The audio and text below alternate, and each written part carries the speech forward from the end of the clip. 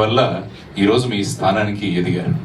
కాబట్టి వారు అన్నట్టు ఐ థింక్ ఎస్సీ గారు అన్నారు, జస్వంత్ గారు, ఆయన ముఖ్యంగా అప్బ్రింగింగ్ మీద ఆధారపడి ఉంటుంది. పిల్లల్ని ఎలా పెంచుతున్నామన్న దాని మీద సమాజం ఆధారపడి ఉంటుందని చెప్పారు. కాబట్టి ముఖ్యంగా మనం తల్లిదండ్రులకి, గురువులకి ఈ విషయం పట్ల అవగాహన కల్పిస్తూ, ఎందుకంటే కరుణ గారు మాట్లాడుతూ అన్నారు, ఈరోజు నేను ఈ స్థానంలో ఉన్నానంటే దానికి ప్రవీణ్ రావు గారు కారణం అని చెప్పారు. ఎందుకంటే ఆవిడ చెప్పిన ₹1 ఉదాహరణ చాలా చక్కగా ఉంది.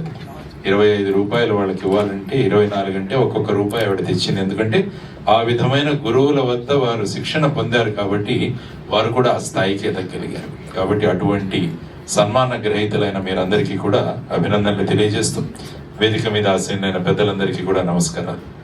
ముఖ్యంగా నరసింహులు గారు మాట్లాడుతూ అన్నారు, రాజకీయాలు బాగుపడితే సమాజం బాగుపడుతుంది అని. అందుకని నేను ఎప్పుడు చెబుతుంటాను, నిచ్చెనను శుభ్రం చేయాలంటే మనం కింది నుంచి నిచ్చెన శుభ్రం చేసుకుంటూ వెళ్తే పైకి చేరడానికి మన కాళ్ళ మీద మనమే మళ్ళా నిచ్చెన మీద ఎక్కాల్సి వస్తుంది. కాబట్టి మనమే దాన్ని అపరిశుభ్రం చేస్తాం. అదే నిచ్చెనను పైనుంచి శుభ్రం చేసుకుంటూ వచ్చామంటే కిందికి వచ్చేసరికి శుభ్రం అయిపోతుంది. కాబట్టి చేయాల్సింది రాజకీయాల ప్రక్షాళన అన్నది చాలా ముఖ్యమైన విషయం. ఎందుకంటే ఒక నాన్ కరప్ట్ మినిస్టర్ ఉంటే సివిల్ సర్వెంట్స్ ఎంత కరప్ట్ ఉన్నా కూడా వాళ్ళు ఏం చేయలేరు. అదే ఒక కరప్ట్ మినిస్టర్ ఉంటే ఎంత సిన్సియర్ సివిల్ సర్వెంట్స్ ఉన్నా కూడా. ఇప్పుడు ఉద్యోగ రీత్యా అనేక మంది అంశాలు చెప్పారు అని రాజకీయ నాయకులు నమ్మేది కష్టం. కొరకు నేనేమనుకుంటున్నానంటే పొలిటికల్ ఫెన్సింగ్ కరెక్ట్ ఉంటే మిగిలిందంతా కరెక్ట్ అవుతుంది. అందుకే స్వస్తి ప్రజాభ్య పరిపాలయంతాం న్యాయేన మార్గేణ మహిం మహేష గోబ్రాహ్మణేభ్య శుభమస్తు నిత్యం అని లోకా సమస్త సుఖినో భవంతు. ఇది చదవడానికి చాలా బాగున్నది, కానీ న్యాయ మార్గాన రాజులు పరిపాలించే వ్యవస్థ లేదు. అది లేనంత కాలం ఇది ఇట్లనే కొనసాగుతుంది. తర్వాత నాకు మొన్న ఒక పుస్తకం చదివితే, కోరిన వానికి దొరికేది లేదు, కోరని వానికి. లక్ష్మణ గారు చాలా బాగా మాట్లాడతారు, ఆయన మాటలు విందాం అందరం కలిసి. Congratulations to all the genuine people. మీరు ఉండడం వల్లే ఈ ప్రపంచం ఇంకా బ్యాలెన్స్డ్గా ఉంది. Thank you for that. Thank you very much. Ego satisfaction. నా ఇంట్రడక్షన్ చెప్పేలో 2 నిమిషాలు అయిపోతుంది. బట్ సమయభావము అంటే ఒక్కొక్కరికి ఒక ఇండివిజువాలిటీ ఉంటుంది. సొసైటీని ఎట్లా మనం చూడాలని కోరుకుంటామో ఒక్కొక్క ఇండివిజువల్ పర్సెప్షన్ ఉంటుంది. నాకున్న ఆలోచన నేను మెల్లమెల్లగా ఇంప్లిమెంట్ చేస్తూ ఉంటాను. సో డ్యూటీలో ఉన్న కాన్స్టెంట్స్ను అప్పుడప్పుడు దాక్కుంటూ ప్రయత్నం చేస్తుంటాం. ఇంకొక 6-7 సంవత్సరాల సర్వీస్ ఉంది. 3 years బ్యాక్ ఒక అమ్మాయి పెళ్లి చేశాము. 2వ అమ్మాయి పెళ్లి డిసెంబర్లో కుదిర్చాము. ఇంకో చిన్న అమ్మాయి, ఆమె కూడా జాబ్ చేస్తుంది. మోస్ట్లీ నెక్స్ట్ ఇయర్ జాబ్ చేయొచ్చు. ఆ తర్వాత కుటుంబ బాధ్యతలు తీరిపోయి అనుకొని 2025 లేదా 26 తర్వాత రోజు ఈ రాజేంద్ర పల్నాడుతో ఇటువంటి కార్యక్రమాలు చేసుకుంటూ రోడ్ల మీద కనిపిస్తూ ఉంటాను. ఆల్మోస్ట్ 5 years సర్వీస్ ముందే బయటకు వద్దామని ఆలోచన. అంటే బాక్స్లో కూర్చొని ఎక్కువ మాట్లాడలేము, ఎక్కువ యాక్ట్ చేయలేము. ఒకసారి బాక్స్ బయటకు వస్తే ఆ ఫ్రీడమ్ వేరే ఉంటుంది. వితిన్ బాక్స్లో కూడా చేయొచ్చు, కానీ దాని నియమాలు, కొన్ని కట్టుబాట్లు, కొంచెం నోటికి కొంచెం దాని ఏమంటారు ఫిల్టర్ ఉంటుంది. అప్పుడప్పుడు మైక్ దొరికితే ఆగేంత పరిస్థితి ఉండదు. సో నా పర్సెప్షన్ మోస్ట్లీ వేదిక పైన పెద్దలందరికీ తెలుసు కూడా. కానీ అంటే సొసైటీలో పనిచేసే టీం ఉంటుంది, గవర్నమెంట్లో కానీ ప్రైవేట్లో కానీ. ఒక 100 మంది పాపులేషన్ తీసుకుంటే టీచర్లు కానీ, డాక్టర్లు కానీ, లాయర్లు కానీ, లీడర్లు కానీ, ఒక రఫ్ ఫార్ములా నాకు అనిపిస్తుంటుంది. ఒక 15 మందిని తీసుకుందాం 100 మందిలో. వాళ్ళు అత్యంత నిజాయితీగా ఉంటారు. వాళ్ళకు రూల్ చెప్పొద్దు, డ్యూటీ చెప్పొద్దు, వాళ్ళ టైంకి వస్తారు, వాళ్ళు పని చేసుకుంటారు, వాళ్ళు ఎవరు క్వశ్చన్ చేయలేరు. సో వాళ్ళ గురించి మనం ఆలోచన చేయాలి. ఇంకొక 15 ఉంటారు, వాళ్ళు ఎవరు చెప్పినా పని వినరు, ఉల్టా నీతులు చెప్తారు, క్వశ్చన్లు వేస్తారు. సో వాళ్ళని మనం పని చేయించలేము. ఈ 15ని మనం ఎట్టి పరిస్థితుల్లో వాళ్ళు సిన్సియర్గా ఉన్నారు, వాళ్ళు మోడల్ ఉన్నారు కాబట్టి టచ్ చేయలేము. ఇంకో చివర 15 మంది వాడు ఏ విధంగా కూర్చొని పక్కకు సీఎం పిఎం కూర్చొని పని చేపించినా పని చేయలేరు. వాళ్ళు ఏదో ఒకటి వంక చెప్తారు. ఏమైందా పాఠం చెప్పట్లేదంటే చాక్ పీస్ లేదంటాడు, ఏమైందంటే పిల్లలు టెస్ట్ లేదంటే, ఏమైందంటే టేబుల్ లేదంటాడు, ఏదో కథ చెప్తా ఉంటాడు, బట్ పని చేయడు. బట్ ఈ మధ్యలో ఏదైతే 70% మంది ఉన్నారో 70 మంది ఉన్నారో వీళ్ళంతా కూడా గోడ మీద ఉంటారు. మనని ఎవరైనా చూస్తుర్రా లేదా? ఇక్కడ ఒక వ్యక్తి తీసుకునే వాళ్ళ దగ్గర అన్నుడు ఎవరు లేడు. కొంత మళ్ళీ వాళ్ళకే భయపడుతున్నట్టే ఉంది.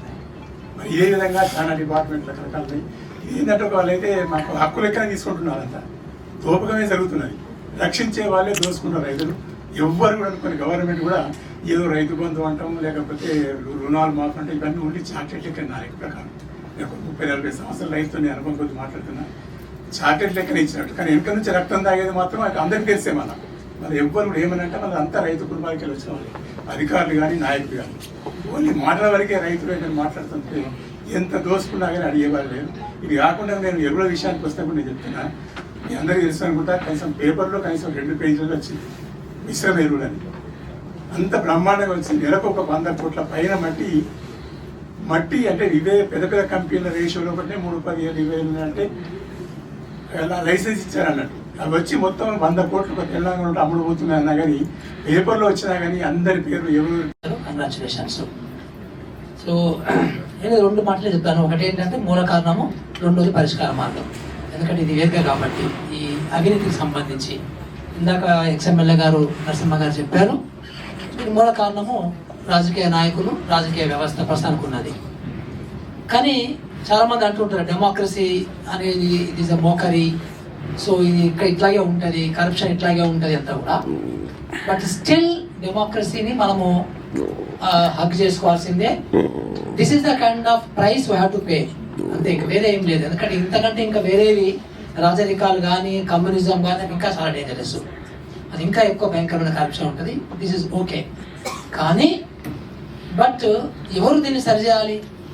ఎవరు సరిచేయాలి? బయట నుంచి వచ్చి ఎవరైనా సరి చేస్తారా?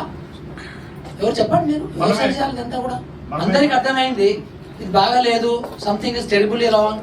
ఎక్కడ చూసినా కరప్షన్ కనబడుతుంది.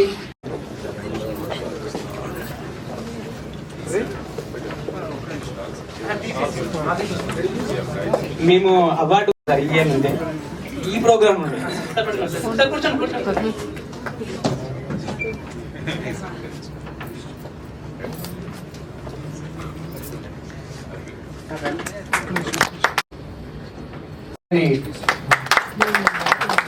చేయడానికి కోరుతున్నాం.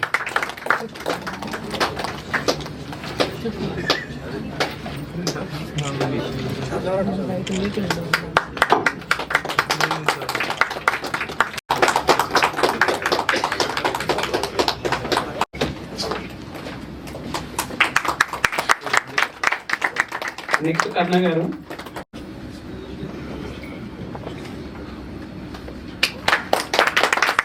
కార్యక్రమానికి ఇచ్చేసిన పెద్దలకు, సత్కార గ్రహీతలకు, సోదరీమణులకు పేరు పేరున నమస్కారం.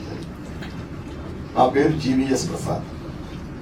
1985లో నా స్వస్థలం కొవ్వూరు విశ్వగోదావరి, అక్కడి నుంచి హైదరాబాద్ రావడం జరిగింది. ఉద్యోగ ప్రయత్నాలు చేస్తుంటే అప్పట్లో అందుకు చీఫ్ మినిస్టర్ ఎన్టీ రామారావు గారు, ఆయన ఎంతటా ఆయన అంటే చిన్నప్పుడు మా నాన్నగారు ఆయన చైల్డ్హుడ్ ఫ్రెండ్స్. మా నాన్నగారు టంగుటూరు ప్రకాశం పంతులు గారి దగ్గర పర్సనల్ అసిస్టెంట్గా ఉండేవారు. ఆయన చదువుకున్నది 8th క్లాస్.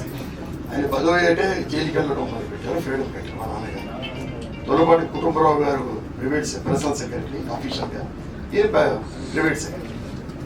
దాన్ని దృష్టిలో పెట్టుకుని కమిషన్ ఆఫ్ ఎంక్వైరీని ఒకటి, సుప్రీంకోర్టు జడ్జిని ఒకటి, ఏదో ఎలిగేషన్స్ మీద Kerala chief justice supreme court judge V R Krishna Iyer గారు అపాయింట్ చేస్తూ ఒక కమిషన్ ఆఫ్ ఎంక్వైరీ ఒకటి క్రియేట్ చేశారు.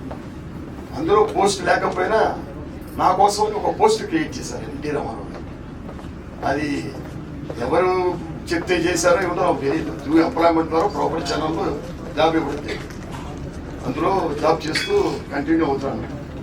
కానీ 4.5 సంవత్సరాలు పనిచేసినా కూడా నాకు ఇంక్రిమెంట్ ఇవ్వలేదు, ఏఆర్సీ ఇవ్వలేదు, ఈ ఏరియాస్ ఏమి ఇవ్వలేదు.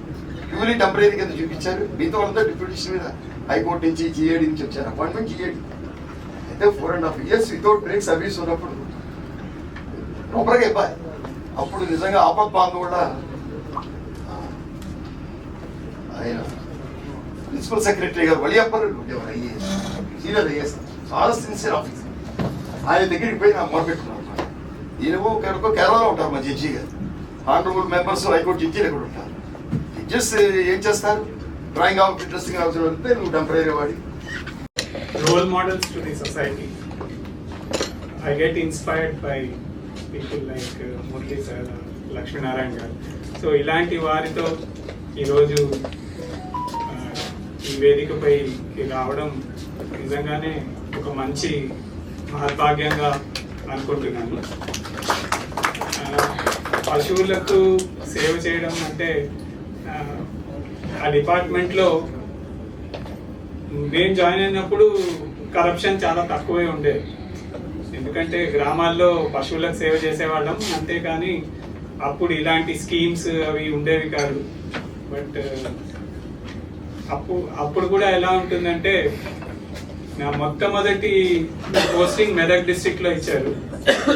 ఒక 6 months వరకు నాకు శాలరీ రాలేదు. ఆ 6 months శాలరీ తీసుకోవడానికి సబ్ ట్రెజరీ ఆఫీస్లో వాళ్ళు డిమాండెడ్ సమ్ మనీ. నేను అసిస్టెంట్ డైరెక్టర్ ఆఫ్ అగ్రికల్చర్ పనిచేసి రిటైర్ అయ్యాను.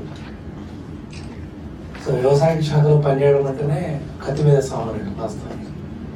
2015 నుంచి 2020 వరకు నేను నిర్మల్ జిల్లాలో పనిచేశాను. అప్పుడు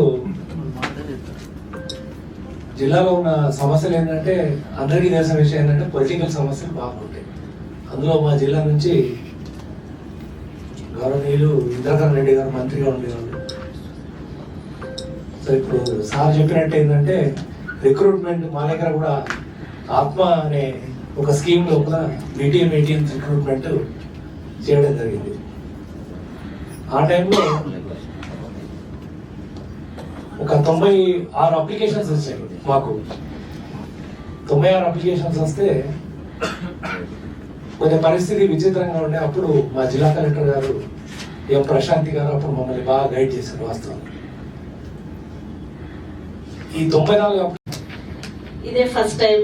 అంటే ఫార్మర్స్ దగ్గరనే ఎప్పుడు మీటింగ్స్ కండక్ట్ చేయడము, మాట్లాడము, ఫార్మర్స్ తోనే ఎక్కువ ఇంటరాక్షన్. ఇంత పెద్దవాళ్ళ ముందర నేను ఎప్పుడు మాట్లాడలేదు. ముందుగా ప్రవీణ్ రావు సార్ నాకు గురువు. ప్రవీణ్ రావు సార్ అభిమానిని నేను. ఆయన ముందర అవార్డు తీసుకుంటున్నందుకు అసలు నా లైఫ్లో ఇది చాలా సంతోషమైన రోజుగా, నా జీవితంలోనే మొదటి సంతోషం. అసలు మాటలు ఏమి రావట్లేదు. సార్ దగ్గర చదువు నేర్చుకున్నాను. ఉద్యోగం ఎలా చేయాలో అశోక్ కుమార్ సార్ దగ్గర నేర్చుకున్నాను. మొదట ఉద్యోగం చేసినప్పుడు ఫస్ట్ నాకు పరిచయము అశోక్ కుమార్ సారే.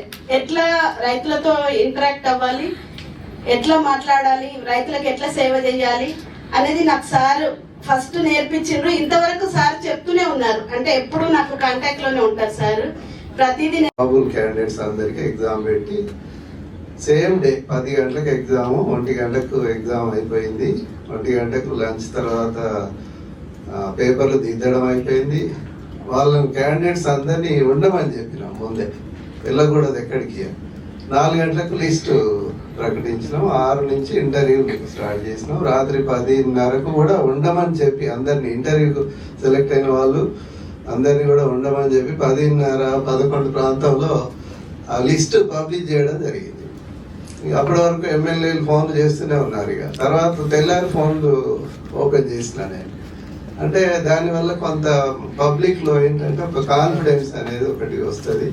తర్వాత ఈ పబ్లిక్ ఏదైనా రిక్రూట్మెంట్లో కానీ పనుల్లో కానీ ఈ కరప్షన్ను ఏదో విధంగా మనం, అంటే మనకు అవకాశం ఉన్న చోట ఎందుకు దాన్ని కంట్రోల్ చేయకూడదని ఒక చిన్న ఆలోచన ఉండేది అప్పట్లో. మన awarding of the marks also you make it open. So we prepared a template. Candidates కి ఇచ్చేసాము. వాళ్ళే నింపి మనకు అప్లోడ్ చేయాలి. వాళ్ళ మార్క్స్ వాళ్ళే వేసుకుంటారు, ఏవైతే అకాడమిక్స్ ఉన్న మార్క్స్ ఉన్నాయి. Then we said that we have put a bench mark. Beyond that will not call it, below that will not call. So when we did that, even the candidates who got not selected, that was a learning curve for me, not selected, they came and told, sir, this was one of the best we have seen. మాకు రాకపోయినా పర్వాలేదు కానీ మేము we are happy. Recruitment లో రానివాడు బాగుందని చెప్తే అది So certificate. that's what I think was a learning curve for me. That was one more thing. So these are some of the things which I 2 minutes annar kabatti this is my subject because I'm